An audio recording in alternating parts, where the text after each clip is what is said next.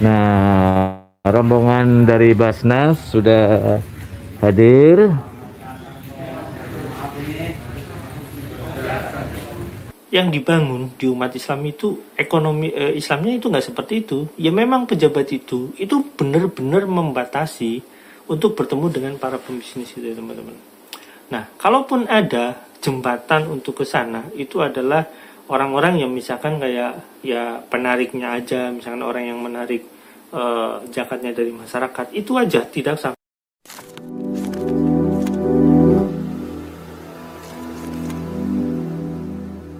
Assalamualaikum warahmatullahi wabarakatuh. Welcome back to my channel Detektif D. Ya teman-teman, saya mengupload video short di Detektif D karena di akun yang lain itu ada ya mungkin problem gitulah. Ya biasa kan TikTok kadang-kadang kayak gitu, ada pelanggaran atau apa. Nah, saya ngupload video tentang bagaimana seseorang ya, saya nggak mau nyebut ulama, itu menjual barang-barangnya atas nama Nabi.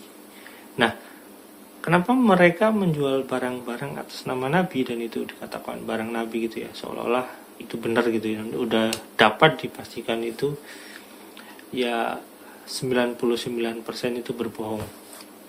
Nah, ini berkaitan dengan pola pikir masyarakat, berkaitan dengan juga pemanfaatan tokoh-tokoh ulama, berkaitan dengan juga ketidakmauan orang-orang ini untuk berusaha menjalankan bisnis dengan baik, karena kalau dia bisnis dengan pola agama itu lebih mudah. Mungkin seperti itu ya teman-teman. Nah, saya akan memberikan fakta ya bahwasanya memang kalau kita berpikir atau berharap terhadap para tokoh agama ini akan menegur Yusuf Mansur, saya rasa kemungkinan besar itu tidak terjadi teman-teman. Kenapa? Nah, saya akan memberikan contoh yang cukup konkret ya teman-teman. Kenapa ini katakan cukup konkret? Karena ya ini sebuah fakta ya teman-teman ya. Dan nanti teman-teman bisa lihat sendiri, hanya sekedar sebagian sempilan daripada pola-pola yang mungkin ya dianggap benar gitu dan dibenarkan oleh masyarakat banyak, padahal kadang kita melihat itu sangat miris ya teman-teman. Oke, kita lihat teman-teman videonya, yuk check it out. Kawan-kawan, saat ini saya sedang berada di kediaman Ustadz Yusuf Mansur. Alhamdulillah, dan seperti inilah suasana rumah Ustadz Yusuf Mansur di kesempatan sore hari ini. Insya Allah ini ikan-ikannya beliau. Nah, rombongan dari Basnas sudah hadir.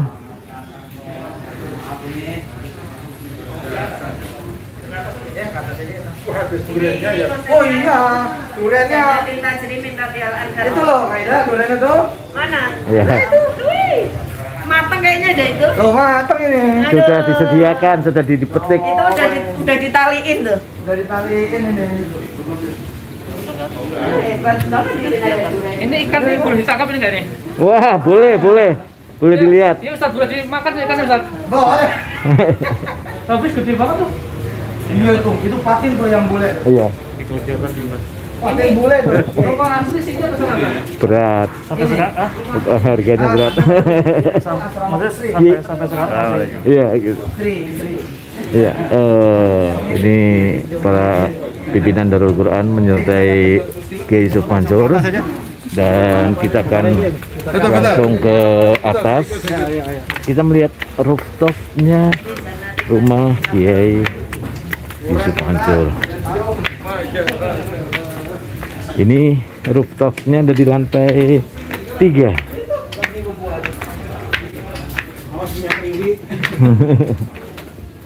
Siapa? Alhamdulillah, kita sudah sampai di rooftop. Ini rooftopnya Kiai Yusuf Mansur, tepat berada di atas rumah beliau. Ini ada Ustadz Anwar Sani, beliau adalah rektor IDAKU sekaligus juga ketua. Oke, Ahmad, Baik, Ketua Umum Basnas. Ketua Umum Basnas. Alhamdulillah.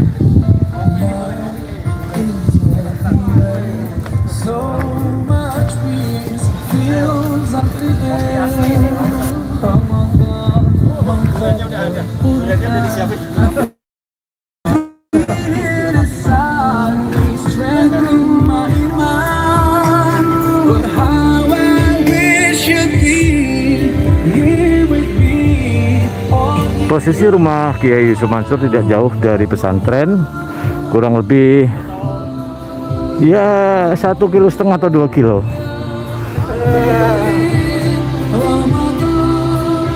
Ngumpul anak-anak aja ini.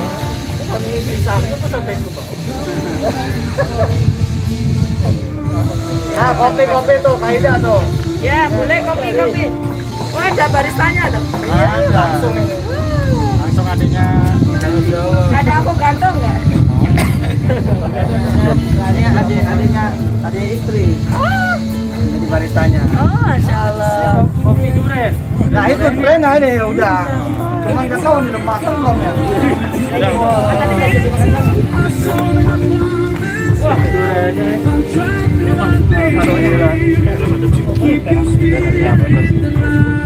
Wah matang ini. Macam ya.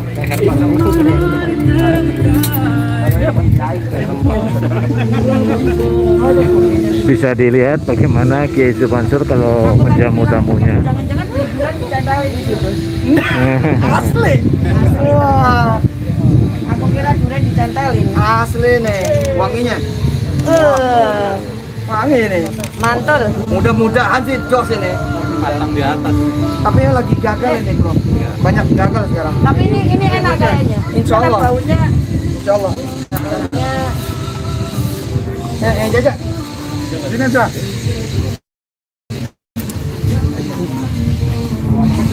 iya. Dari mulai naik udah bau pisang. Sama berarti ya? Sama berarti.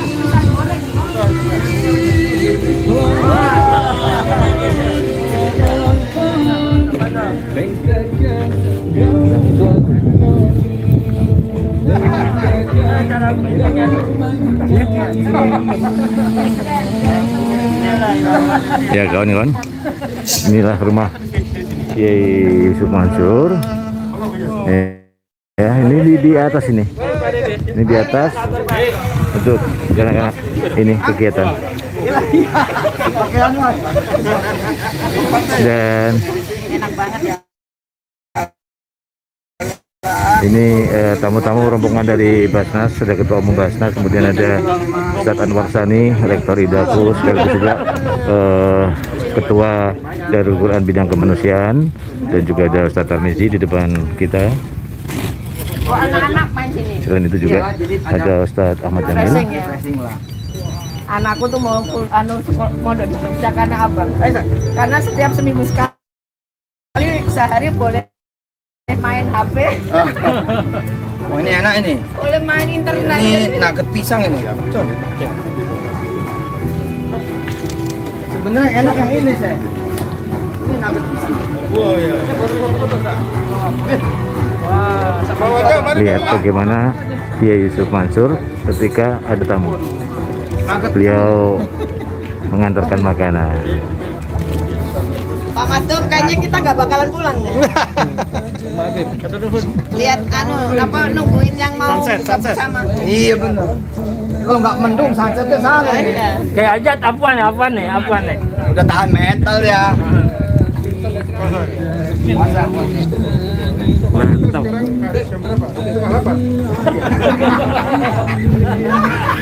Dia bukannya ngikutin Paris. Baik kawan-kawan semuanya, laporan pandangan mata dari kegiatan Basnas dan Darul Quran dan juga Petren kami cukupkan sampai. Oke itu teman-teman. Nah, teman-teman, kalau kita melihat itu seolah-olah biasa ya. Bagi masyarakat Indonesia itu kayak seolah-olah biasa. Terus ya kadang dibenarkan dan kadang dibanggakan. Nah, dalam konsep Islam ya, silaturahmi itu benar.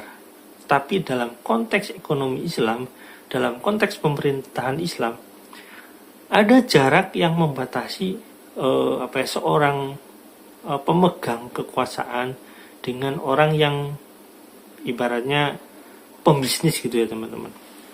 Nah, itu adalah salah satu contoh yang memang harus kita teladani daripada Umar bin Khattab, terus daripada Abu Bakar dan lain-lain sebagai contoh gitu ya teman-teman. Kenapa mereka tidak melakukan ini gitu ya? Nah, maksud saya adalah ketika ada orang-orang misalkan kayak pejabat atau apa gitu bermain ke rumah seorang yang ya pada saat itu mungkin pejabat-pejabat ini membutuhkan uluran gitu atau membutuhkan suatu pemasukan gitu ya agar ya mereka bisa, saya nggak tahu kegunaan untuk apa. Apakah kalau kita berpikir seperti ini, apakah memang pejabat-pejabat ini nggak menyadari bahwasanya perilaku seperti itu bukanlah perilaku yang baik? Karena ya bayangin aja, pertama saya harus menjelaskan itu di kondisi COVID ya teman-teman. Di kondisi COVID yang jelas ketika masyarakat itu dilarang untuk bertemu, dilarang untuk ibaratnya berdekatan gitu. Ini pejabat ini malah dengan terserah lah mau protokol kesehatan atau apa yang dimaksud gitu ya. Tapi kan itu bukan pertemuan yang memang diwajibkan, kalau bisa mungkin dihindari gitu ya teman-teman. Kita aja kalau misalkan jualan itu sangat dikontrol gitu ya teman-teman. Terus kita aja bahkan nginep di hotel pun kita akan sangat sulit gitu ya teman-teman. Nginep di hotel itu ya. Dan saya adalah orang yang sering sekali berpergian. Dan di rumah sakit pun itu yang saya mengantarkan pasien itu sangat ketat dan saya mengalami di tahun-tahun itu. Bukan saya yang sakit tapi saya mengalami karena banyak saudara yang saya harus mengantar mereka gitu ya. Nah, teman-teman, bayangin aja mereka para katakanlah pejabat yang mereka dititipin oleh masyarakat ini, mereka berdekatan dengan pembisnis. Saya nggak bisa katakan Yusuf Mansur itu pengusaha, terserah dia itu ngumpulin uangnya dari mana, saya nggak mikirin mau dari lembaganya, mau dari apa, dari masyarakat ngumpulinnya ya terserah, itulah, itu bukan konteks daripada yang saya bicarakan. Yang pasti adalah yang dibangun di umat Islam itu ekonomi Islamnya itu nggak seperti itu. Ya memang pejabat itu benar-benar membatasi untuk bertemu dengan para pembisnis itu ya teman-teman. Nah, kalaupun ada jembatan untuk ke sana, itu adalah orang-orang yang misalkan kayak ya penariknya aja, misalkan orang yang menarik zakatnya dari masyarakat, itu aja, tidak sampai ke pejabatnya, karena itu salah satu hal yang paling dijaga di ekonomi Islam. Teman-teman bisa nanti lihat sejarah-sejarahnya ya, nanti ada yang namanya Umar itu menjaga persis harta-harta yang benar-benar bisa dia pakai karena harta pribadi dan harta di luar pribadi, dan dia menjaga sebagai seorang pemimpin ya, dia menjaga silaturahmi yang tidak berkepentingan, yang tidak penting dalam satu urusan yang bukan kenegaraan gitu. Jadi kalau urusan sudah ada pejabatnya atau misalkan sudah ada pelaksananya, ya pelaksananya yang berbuat gitu ya teman-teman. Nggak semuanya harus datang ke orang itu karena orang itu kaya jadi didatangin gitu, nggak seperti itu. Nah, artinya teman-teman, kalau dalam hal seperti ini aja, seperti yang teman-teman lihat itu, artinya adalah selain dia melanggar secara protokol kesehatan ya pada tahun ini karena di tahun COVID, artinya adalah orang-orang yang saya katakan atau masyarakat berkata, oh ini ulama atau ini pejabat berkaitan dengan agama, mereka itu nggak akan pernah peduli dengan kasus teman-teman yang misalkan investasi di sana, dengan orang-orang yang misalkan zakatnya bukan zakat ya, sedekah dipaksa gitu. Jadi mereka nggak akan pernah peduli. Kenapa? Karena faktanya memang seperti itu polanya. Banyak sekali ulama atau ustadz yang mengatakan ulama atau ustadz itu yang berperilaku seperti itu gitu ya. Jadi kita sebagai YouTuber itu mengingatkan harusnya teman-teman ini bersyukur, karena Anda kalau belajar tentang ekonomi Islam, Anda belajarlah bagaimana Umar bin Khattab itu mengelola zakat itu seperti apa gitu teman. Bagaimana Umar bin Khattab itu mengelola sedekah itu. Karena Nabi Muhammad mengajarkan langsung pada Umar bin Khattab. Teman-teman nanti bisa lihat sendiri bagaimana perilaku yang sebenarnya Islam, yang benar-benar Islami, dan para tokoh-tokoh yang katanya tokoh agama itu di Indonesia itu seperti apa. Itu hanya sebagai perbandingan, dan itu yang sebenarnya yang harus ditekankan oleh masyarakat itu sendiri, bahwasanya yang kayak gitu itu nggak bener itu ya. Terlepas daripada Islam itu konteks silaturahmi itu ya memperpanjang rezeki, itu beda lagi cerita, bukan seperti itu teman-teman. Jadi kalau sudah menjadi pejabat publik dalam Islam itu sangat menjaga marwah kepemimpinan dia, marwah jabatan dia. Artinya yang diemban sebagai pejabat itu seperti apa ya dijaga amanatnya. Oke teman-teman, sampai sini jangan lupa like, subscribe, dan komen, jangan lupa juga share. Wassalamualaikum warahmatullahi wabarakatuh. Bye.